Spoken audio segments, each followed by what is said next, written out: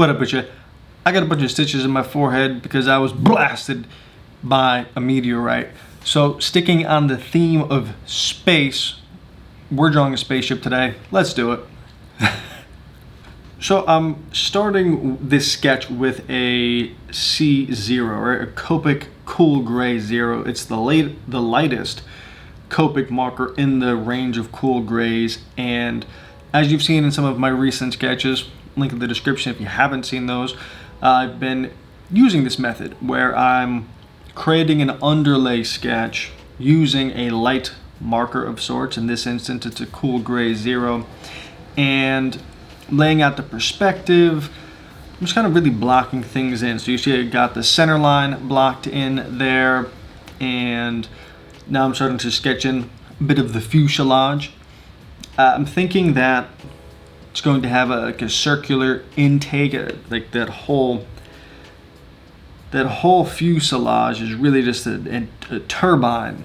Right, so you've got this central turbine that I'm sketching out now, and then it's kind of like it's a pseudo X-wing arrangement where I've got four wings. The front two that I'm sketching now each have their own thrusters or turbines attached to them as well, and the rear two wings will also have turbines. And so just sketching through the connection points and just working my way from the front to the back of the sketch. Again, I've already laid out my perspective. It's rough, but I laid out my perspective line, so I kind of know where things need to fall in space. And again, dropping down an ellipse to create that opening for the rear turbine now, and then projecting to the far side, right? To really just, what that means is just drawing a perspective line going back into space so that I can line that up with the front side wing. That doesn't sound like it makes sense, so leave a comment if you don't understand what that means, and I'll create a video about it. But again, now starting to block in more of the fuselage, drawing perspective lines back towards the front. Now this one was weird. Because those front wings are kind of sloped downward, you don't see as much of the far side turbine as you do for the rear. So here I flipped the sketch over to check and see, well, does this look weird? Does it look like that far side front turbine is too close?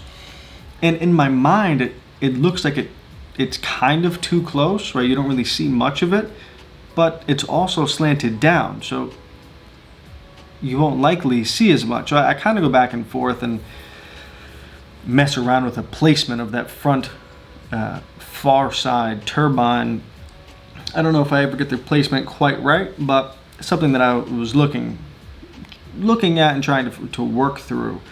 Again, flipping the sketch back upside down, or flipping it, inverting it, helps you to see if things are tweaked or not. I'm not sure what the mental process is that makes that work, but try it. You'll see imperfections in your sketch when you try that technique, and then you can fix them.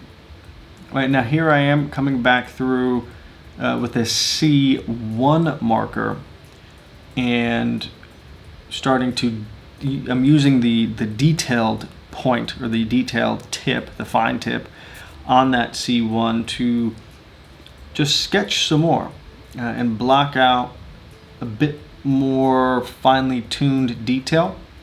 Now that I've already got an underlay created in the C0, coming over with the C1, I can be a little bit more confident in the marks and the placements because I've already got that base skeletal work created in the C0. And here I'm working through what some of those like intake and turbine details might be, and creating some cladding around the turbine. And here I'm looking at some connection points, and well, how do these turbines mount to the wing? And so I feel like I'd like these to be easily replaceable, right? So whether it's a racing spacecraft or aircraft, or a a fighting spacecraft. In either event, I feel like I'd like those, I want to say extraneous, but those far side, those four corner turbines, I'd like those to be easily replaceable. In the event that one gets blown off, or if you hit something, whatever, you want that fast replacement optionality available to you. So thinking through some mount points, and again here, working at the front, working at that front turbine, and again thinking about how does this turbine connect to that structural member, to this wing, and then adding some cladding there, some additional detail. And I feel like I want that top, like the turbine, to be enclosed in some kind of shroud, whether it's armored or not, TBD.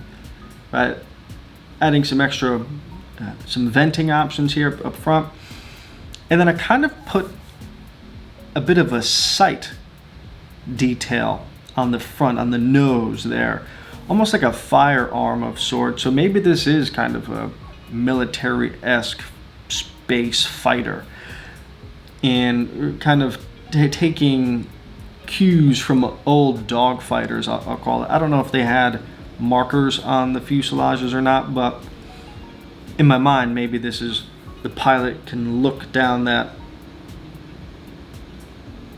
sight at the front of the fuselage and point the armaments in the proper direction. Who knows, in the future you're not going to need any of that kind of, I'll call it low-tech aiming technology. It's just going to be press a button and yeah, everything's self-honing and self-locking. But hey, maybe not. Right? In this particular future, that's not the case. So then adding some articulating wing sections, right, to give it some extra agility, and maybe at the front wings as well, but for now at least at the rear. And then coming back around to the front, and again I want that front section to be kind of wrapped in that top shroud of the fuselage. Fuselage? There's a lot of shing. Fuselage. It's a tough word to say. Say fuselage 6 times fast. Fuselage, fuselage, fuselage. Oh, I guess it's not that hard. And again, I'm still not convinced that that far side front turbine is in the right spot. I feel like it wants to be a little bit further out, but again, it's hard to tell because it's slanted downwards, right? So I have it slanted downward because you don't want the exhaust from your front turbines just driving right into the intakes of your rear turbines. And again, I'm flipping the sketch over here to check, and it's like, I don't know, it's starting to look a little bit better. So now I come back in with pen, and now that I've got the majority of the underlay detail done, I can start to really just come in with a fine point and detail everything out. And it's really like tracing, because I've already given myself the foundation for everything. But in trying to keep the line work as clean as possible, trying not to get super sketchy, right? The reason that I've created this underlay is to allow myself to basically just trace the work that I've already done in pen to keep the work neat. So focusing on your line work at this point, I think, is really important. What's the purpose of doing this undersketch if you're just going to be all sketchy, or they call it a hairy, over top of your guiding lines? Easier said than done at some points, right? There are certain sections where I go over the same lines a couple times and my accuracy isn't 100% with line placement, but there's always room for improvement. That's part of the deal. That's why I'm doing this, is to continue to get better and continue to practice and to show you guys how that looks, right? And a year from now, these sketches will be better than the ones that were a week ago, or even this one here today. As will your sketches if you continue on the path and continue sketching every day, doing your sketching exercises, which I should make a video for. I did on my other channel, but I haven't posted one here, so I'll do that. A list of exercises that can increase the accuracy of your linemanship or your draftsmanship, or draftswomanship, if that's a word. I think it should be. And then detailing out some of these mount points, again, like quick release maybe. Might not be a good idea for a turbine to have them be on a quick release sort of mechanism. Imagine that, it just goes falling off into space or plummeting down to earth, depending on where you are. And now with the pen, I can come through and get much more specific about the particular detail that I was working through in the marker, because the markers aren't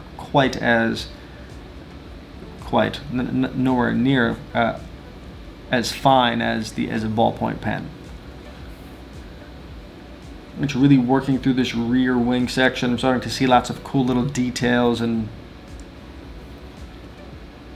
then moving, right, working through the sketch to this bottom half, and in here in pen I'm able to add some more articulating, I don't know what you call them, but articulating turbine, thruster, winglets. Don't know if that's definitely not the technical term, but right, so these articulating wings that can help to steer the flame or the exhaust from the turbine, which in theory would help to steer the craft. Right, I have that same kind of articulating detail on the back of all 4 of these jet engines as well, or the 4 of the corner turbines, I'll call them. And now working on the far side wing, working back and forth. And as you start to work through the sketch, you start to see opportunity for more detail, to get more granular. All right, so that's what I'm doing with the engines here. And so I'm seeing these cylindrical forms that are, pretty simple, right? There's nothing extravagant about the shape. And because they're simple, I feel like they're ripe for additional detail. So we add it, right, to make it more visually interesting, give it a more considered look. And then coming back to this front corner here and punching this all out, right, starting to capture some more of that detail. And that's kind of my process, is I'll work through the sketch and just kind of bounce around to different sections, but keeping in mind that I want additional detail in the sections that are closer to the viewer. In the front 3/4, that's going to be the front section, right, because that's the highlight of that view, right? That's what's closest to the viewer. And at this point, my camera died, so I had to switch over and move my secondary unit here to finish the sketch out. And I wasn't going to stop and wait to charge the battery, then come back, right, and kind of lose your flow. Forget that. So I just kept going. So the angle's a little funky here, but we'll make it work. And now I'm starting to work on that far side turbine, and I end up moving it out a few millimeters on the page just to set it off of the body a little bit more. It was feeling a little bit too close. Again, in proper perspective, because they are angled down coming off the fuselage, it's hard to tell exactly how much of that far side turbine you'll see without getting very meticulous and projecting the forms like in space using like a Scott Robertson style perspective grid. Links to Scott Robertson's books in the description here. They're fantastic. I highly recommend you read them. And again, now I'm coming through and just adding in some finishing touches, some final details, little rivet details. And I wasn't initially going to go over the pen and marker, but I changed my mind. I wanted to add a bit more of a graphic breakup, and I wanted the exposed turbine elements, that kind of raw steel, to be a darker value, to really stand out and highlight the power plants, right? I emphasize the muscle, if you will, of this craft. So I'd come through here with a C2, and the Bic pen does bleed a bit when you go over it with marker. So be it. It's par for the course. If you want something that doesn't bleed, or again, link in the description. But I've got you have a G2. Pilot makes it a handful of Uniball makes it an interesting, a non-bleed gel pen as well. And then once I go over the Bic in marker, I come back with the Bic, right? Because the inks have now bled a bit and gotten a little bit sloppy. I come back in with the Bic and just tighten up the line work to make sure that those are reading clearly. And then I'm also taking a section to, putting a little pilot in there and darkening up certain elements of the line work to give the sketch just generally a punchier read, right? The Bic line work that I laid down originally was pretty light. It wasn't very heavy on the hand. So now I'm coming back through to make sure that key elements and like certain outline sections read clearly, so you can tell what's happening from an instant in a quicker read, right?